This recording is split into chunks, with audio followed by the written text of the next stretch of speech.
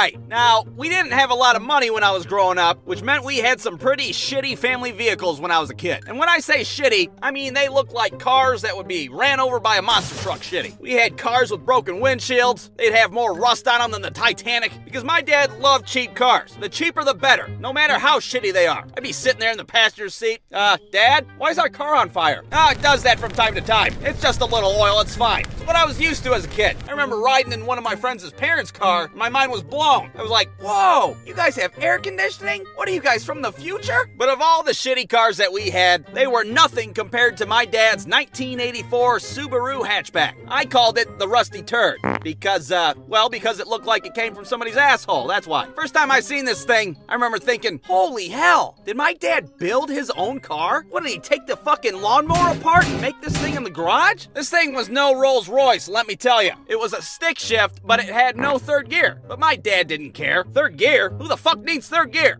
Dad, are we even allowed to drive this thing on the road? I don't know, but we're gonna find out, goddammit. We'd be driving down the road, people would be staring at us. Mommy, look, that man's driving a car made out of garbage. Now, another thing about this car was that the passenger door liked to randomly open while you're driving down the road. So you'd be sitting there trying to roll down your window. All of a sudden, your ass goes tumbling down the highway. So my dad fixed it by keeping it held shut with a bungee cord. There we go. Good as new. No problem. I'd be sitting there nervous as hell. How many seatbelts do we got in this car? I don't think I have enough seatbelts. That car was a death trap. The goddamn thing didn't even have turn signals that work. Turn signals? Who the fuck needs turn signals? I'll just yell out my window if I have to. Hey, asshole, I'm gonna turn left up here. Can you hear me? My friends were totally afraid of our car. They'd hop in the back seat wearing helmets and shit.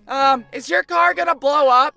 Probably not, but have your mom sign this permission slip just in case. My dad paid $100 for this car. $100. Dad, I don't think we should drive anything that costs less than a washing machine. But he loved it. He'd brag about it to his friends and shit. Yep, bought this thing for $100. It's lasted me 2 years. That's like a $4 a month car payment. Now, the worst thing about this car was that the starter was broken. So that meant if we wanted to go somewhere, we'd have to push the car to get going, and then jump in, pop the clutch, and start the engine. That's what we'd have to do every time we wanted to go somewhere. So every day, we'd be out there pushing this car made out of garbage, like some kind of shitty two-man bobsled team. My friends would be watching us from the sidewalk. What kind of weird circus shit is this? It was pretty goddamn embarrassing, to say the least. We'd be at the grocery store, people would be staring at us and shit. Oh my god, I hope they're pushing that thing off a cliff. But after 2 years, that Subaru had enough. The transmission was destroyed, and my dad had to tie it to a tree and put it down. Well, Rusty Turd, your time is up. Time to die.